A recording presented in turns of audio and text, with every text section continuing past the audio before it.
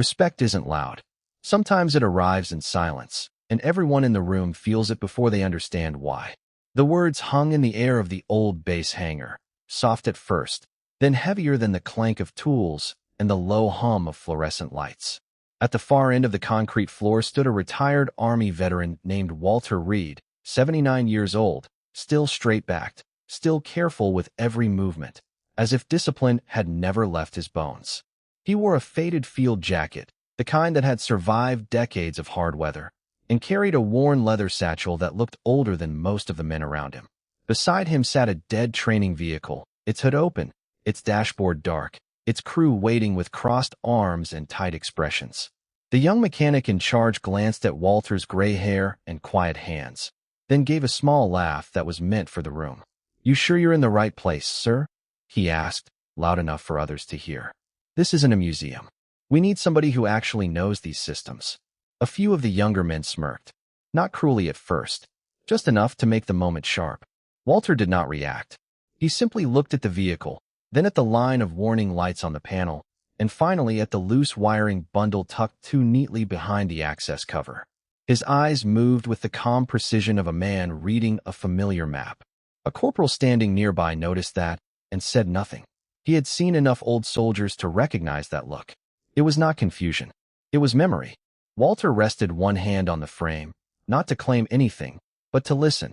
The hangar was full of small sounds, a vent rattling overhead, a wrench dropped somewhere in the back, boots shifting on the floor. Then Walter spoke, his voice level and low. "That connector was replaced," he said. "Not well, and not long ago." The mechanic frowned. "We checked everything twice." Walter nodded once, as if that confirmed what he already knew. He opened the leather satchel and placed it on the workbench. Inside were simple tools, each one wrapped with the kind of care that comes from years of use. Nothing fancy, nothing new, but every item was arranged with purpose. The corporal stepped a little closer, studying the satchel, the patch on Walter's sleeve, the narrow scar crossing one knuckle. Something about the man felt familiar, though he could not place it. Walter leaned in toward the open panel, studied the wiring for a long moment, and then said quietly, "People always think the problem is the part that looks broken. It usually isn't." The room went still after that. Even the mechanic stopped fidgeting. Walter's gaze stayed on the vehicle, but his words had already changed the atmosphere. No one had asked yet who he was, but the real question had begun to form in every mind there. Why did the quiet old man sound less like a visitor and more like someone who had built half the answers in the room? The corporal did not move right away. He kept his eyes on Walter's hands, on the worn leather satchel, on the calm way the old man studied the open engine panel as if the machine had already told him its secret. A few seconds passed. Then the young man cleared his throat and tried to recover his confidence. "You really think you can tell what is wrong from standing there?" he asked, his tone careful now, but still carrying a thread of doubt. Behind him, the mechanic let out a short breath that sounded almost like a laugh, though he did not fully commit to it. Walter did not look up. He traced the wiring with one finger, not touching it, only following the route of the harness as though he could see the current moving through it.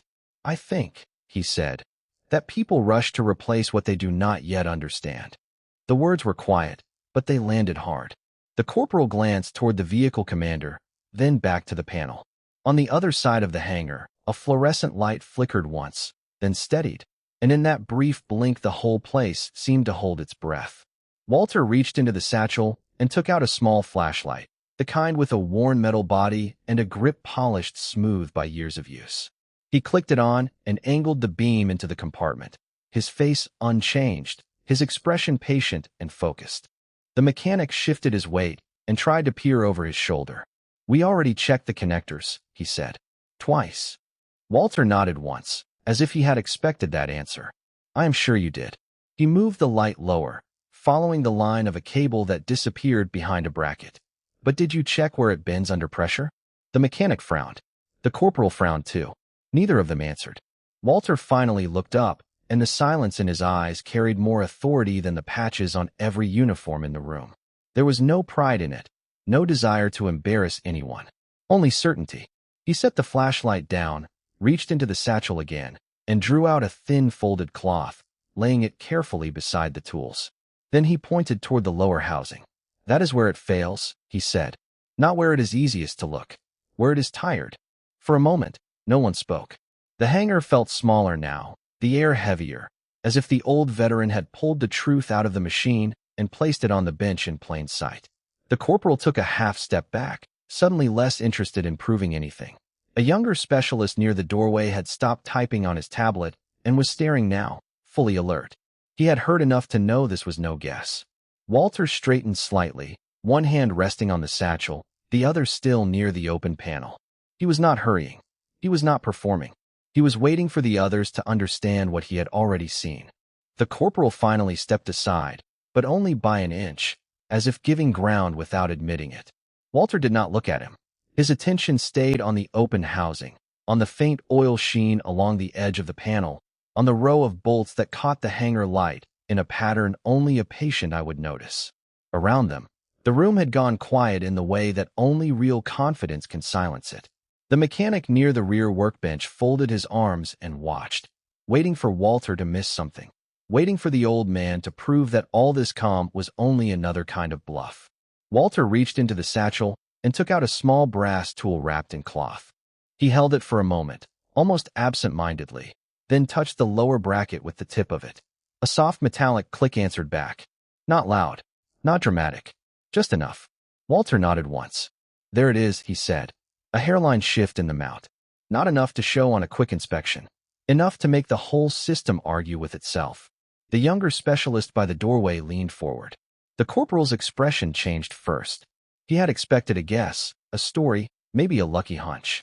What he heard instead was the language of someone who had spent years listening to machines under stress and knowing exactly where they lied.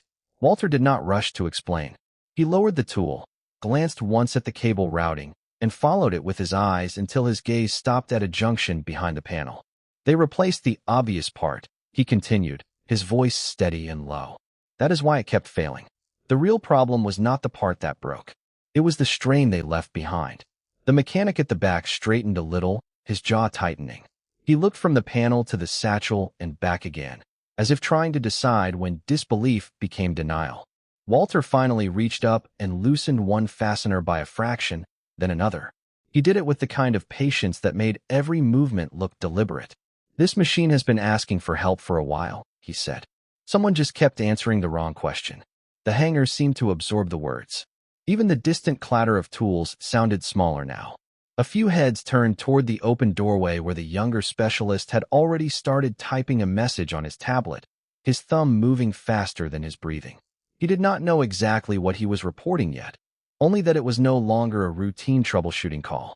Walter set the brass tool down beside the cloth and rested one hand on the edge of the panel. He was not smiling. He was not trying to impress anyone. He simply looked at the machine the way a man looks at something he has already decided to fix. And for the first time since he had walked into the hangar, no one in the room seemed certain they were the ones in control. Walter let the silence settle before he touched anything else. The hangar lights hummed overhead, pale and steady, washing the open machine in a hard silver glow. He kept one hand near the panel and used the other to trace the edge of the housing without pressing, feeling the seam the way another man might read a map. The corporal watched from a step back now, his posture less certain than before. The mechanic at the rear bench had stopped pretending not to care. Even the younger specialist with the tablet had slowed his typing, his eyes flicking between Walter and the diagnostic screen as if the answer might suddenly appear in both places at once. Walter reached into the leather satchel and drew out a small cloth, then a tool with a brass handle worn smooth by years of use. It was not modern. It was not impressive. But when he set it against the panel, the motion was so precise that it quieted the room again. He adjusted one connector, then another, each movement measured in calm. The sensor is not the problem, he said at last, his voice even and low. It is only telling you the truth too late. The younger specialist frowned at the tablet. The readings still looked normal. That was the part no one liked to say out loud. Everything on the screen suggested the machine should have been running. Everything in the hangar said otherwise. Walter glanced toward the main support column where a faded service placard hung crooked in the light. Then he looked back at the open housing and rested the brass tool in the palm of his hand, as if he were weighing a decision he had already made years ago. There is a delay in the feed path, he continued. small enough to hide from a quick inspection, large enough to matter when the system is under load. No one interrupted him, not because they understood, but because the certainty in his tone made interruption feel foolish. The corporal shifted his weight and looked down at the machine with new suspicion, as though it had just become a stranger. Walter reached deeper into the panel and pressed once, lightly, near a fastener that had been overlooked. There was a faint click. Nothing dramatic. No spark. No alarm. Just a tiny change in the sound the machine made when he nudged the housing. Walter heard it immediately. So did the mechanic. Both men lifted their eyes at the same time. The mechanic stepped forward first, his expression tightening. Walter did not move away. He only said, "There it is." The younger specialist swallowed hard and leaned closer to the screen. One line of data had shifted, then another. The numbers were small, but the meaning was not. He looked up slowly, confusion giving way to concern. "How did you hear that?" he asked. Walter did not answer right away. He folded the cloth once and placed it inside the satchel with deliberate care. "Because," he said, "I have listened to this kind of problem before." That was all he gave them, but it was enough to change the air again. The corporal's face had gone stiff. The mechanic exchanged a quick look with the specialist, and in that look was the beginning of a new realization. Walter was not guessing. He was not showing off. He was working from memory, and memory seemed to know more than the instruments did. The hangar remained still, waiting for what he would do next. Walter did not rush the moment. He let the hangar hold its breath around him, the low hum of the overhead lights mixing with the soft tick of cooling metal and the distant rattle of a toolbox being set down somewhere behind him. The younger men watched from their stations, trying to decide whether the old veteran was buying time or taking control of it. Walter simply kept his hand near the open panel and let his eyes move across the machine with the same quiet attention he might have given a map under dim light. He was not searching blindly. He was reading. The specialist at the screen adjusted his posture and stared again at the data, as if the numbers might explain themselves out of shame. They did not. Instead, a faint irregularity remained on the display, almost too small to matter to anyone who did not know where to listen. Walter's gaze stopped there. His expression did not change, but the room did. "That line should not be drifting," he said at last, his voice calm and level. No one answered. He leaned in a fraction, not touching the panel yet, just studying the angle, the fit, the way the housing sat against the frame. Then he looked toward the mechanic and nodded once, as if confirming a thought already finished in his own mind. "Check the connection behind the lower brace," he said. "Not the one you just checked. The one beneath it." The mechanic hesitated, then crouched. The corporal folded his arms tighter, as if refusing to give the old man the satisfaction of being right. But the mechanic's face changed almost immediately. He reached farther in, shifted a cable bundle, and paused. A second later, the specialist leaned over his shoulder, eyes widening. Something had been seated too neatly to look wrong at first glance, but not quite enough to hold steady under pressure. Walter remained where he was, his satchel still hanging from one hand, his posture unforced. He had not raised his voice. He had not demanded anything. He had simply seen what others had missed. The mechanic straightened slowly, looking from the cable to Walter and back again, as if trying to reconcile the difference between what the instruments had told him and what the old man had known without looking twice. "How did you know to go there?" he asked. Walter's answer came after a quiet beat. "Because that is where the problem usually hides when the readings make you trust the wrong part of the system." The corporal finally turned his head, no longer pretending the exchange did not matter. The words landed with more weight than volume, and the hangar seemed to absorb them without release. Walter stepped closer then, just enough to rest two fingers near the edge of the brace without pressing it. "You can tighten the obvious things all day," he said. "If the system still lies to you, the fault is usually deeper than the first place people look." The specialist swallowed and glanced down at the monitor again, now seeing the same data in a different light. It was no longer a mystery. It was a warning that had been there the whole time. Walter did not claim victory. He only reached for his satchel, unfastened the worn clasp, and took out a small cloth wrapped around a set of tools that looked older than the men standing around him. The room watched in silence as he unfolded it with careful hands. No hurry, no drama, just a steady return to work. And in that quiet, something had already changed. The men who had arrived expecting to supervise now stood back, as if they had been granted the rare privilege of learning from someone who did not need to announce what he knew. Walter did not hurry. He let the room keep its silence while his fingers hovered over the open panel, his eyes moving from one reading to the next as if the machine were speaking a language the others had forgotten. The younger specialist stood with his arms folded tight, trying not to look uneasy, but unease had already settled into his face. The numbers on the monitor no longer looked comforting. They looked incomplete. Walter reached into the worn leather satchel at his side and drew out the small cloth bundle he had opened moments before. The tools inside were old, but they were cared for.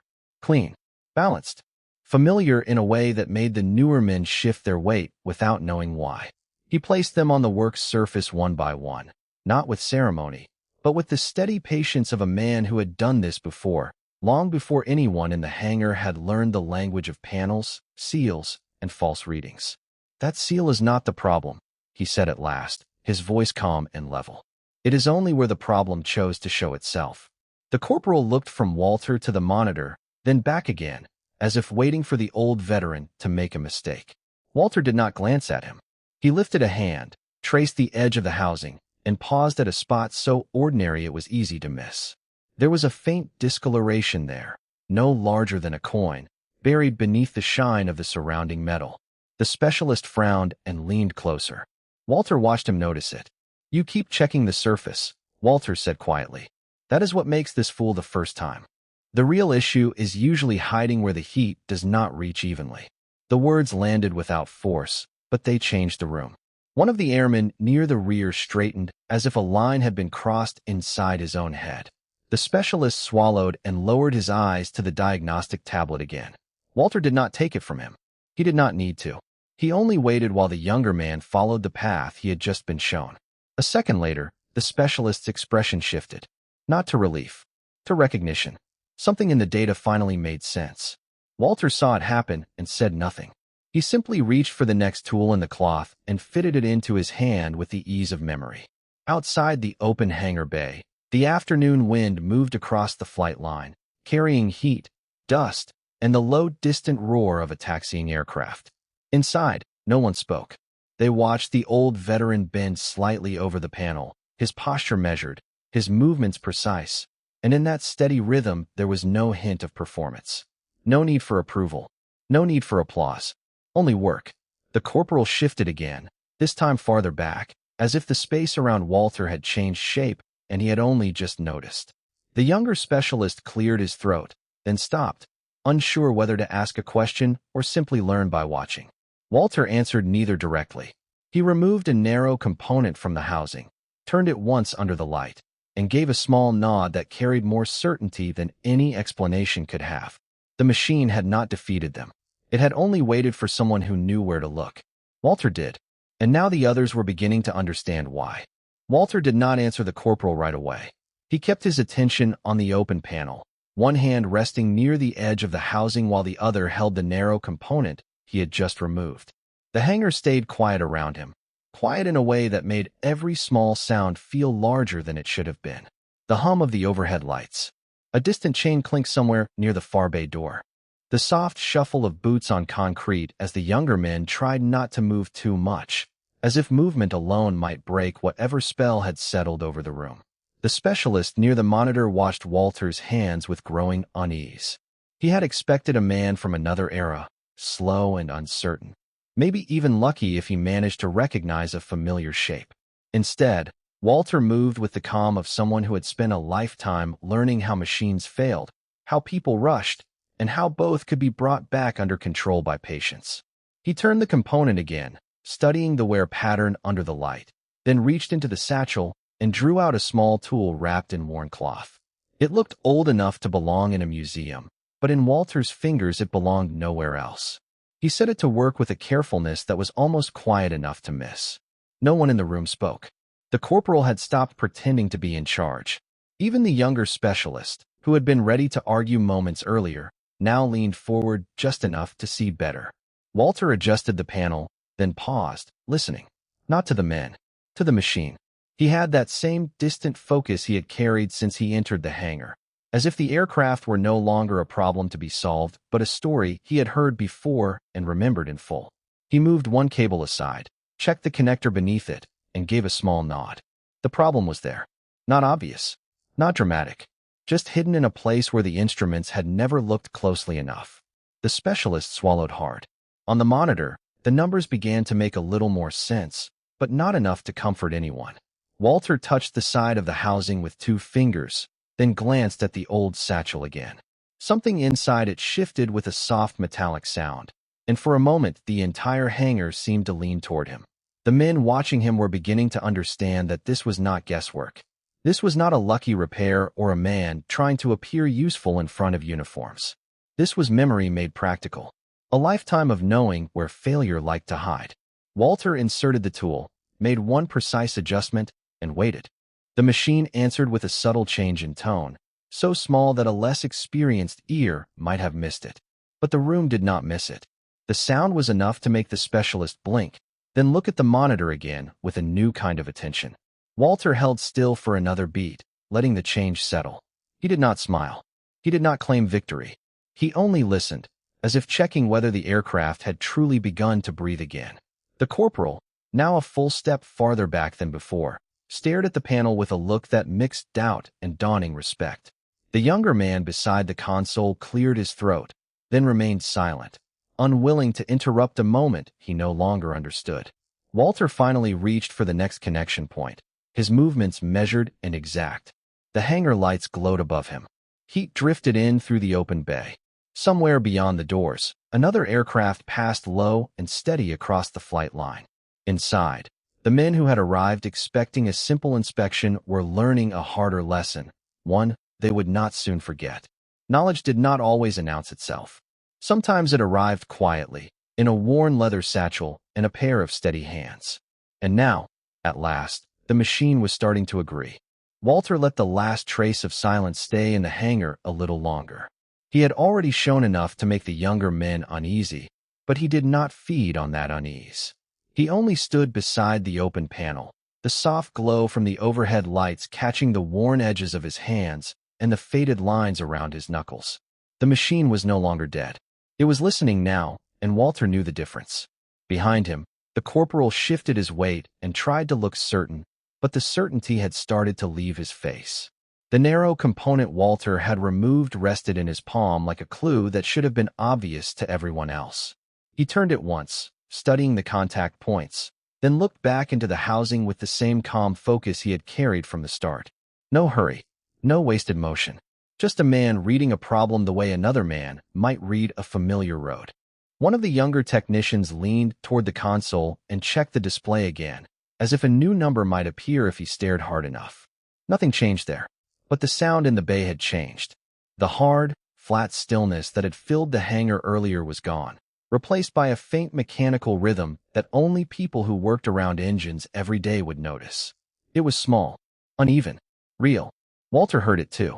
He lowered his hand, listened for another beat, then gave the slightest nod, not to the others but to himself, as if confirming a thought he had carried in before he ever stepped inside. The corporal noticed that nod and frowned, because it was not the nod of a man guessing.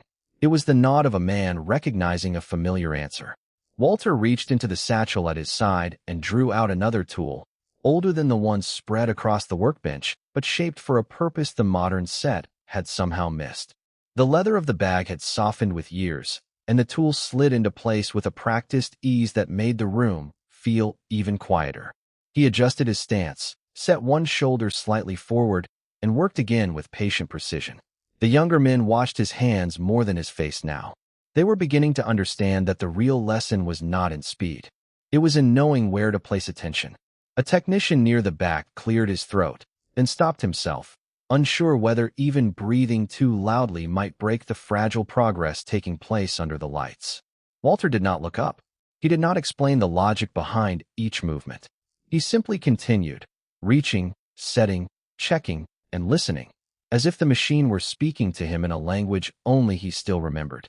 A quiet breath moved through the open bay door from the flight line, carrying the smell of hot pavement and distant fuel. Somewhere outside, another aircraft rolled past, a low shadow moving beyond the threshold. Inside, the men who had come ready to judge were no longer standing as judges. They stood as witnesses. The corporal finally stepped back half a pace, his eyes fixed on the panel, his expression no longer sharp with skepticism but softened by the uncomfortable truth that he had been wrong to expect the old man to fail. Walter made one more adjustment, then rested his hand on the frame for a moment, feeling the vibration return through the metal. His face stayed unreadable, but there was a quiet certainty in the set of his jaw. He had found what the others had missed. He had not fought the aircraft into obedience. He had listened until it told him where the fault lived. And now the hangar itself seemed to understand that the balance had shifted. The men around him were no longer watching a problem being solved. They were watching a reputation take shape in real time, one careful motion at a time, in a room that had gone still enough to remember. Walter did not move away from the panel after the final test. He remained where he was, one hand resting lightly against the metal casing, as if he could still feel the last reluctant pulse running through the machine. Around him, the hangar had settled into a kind of reverent quiet, broken only by the distant clank of a tool cart and the soft drift of air through the open bay doors. The young men who had arrived with folded arms and ready opinions now stood in a looser circle, their certainty gone thin and pale. The corporal had stopped trying to fill the silence. Even he seemed to understand that the moment had already passed beyond pride. Walter looked down at the open panel one last time, then reached into his worn leather satchel and returned the final tool to its place with careful, practiced ease. No hurry, no flourish, just a man finishing what needed to be finished. The aircraft was no longer the same broken problem it had been an hour ago. Something inside it had been brought back into line, and everyone standing there knew it. Not because Walter announced it, because the machine answered him. One of the younger technicians cleared his throat, as if he meant to speak, then thought better of it. Another glanced toward the corporal, waiting for him to reclaim the room, but the corporal only looked away and swallowed hard. Whatever he had expected from the old man had been wrong from the beginning.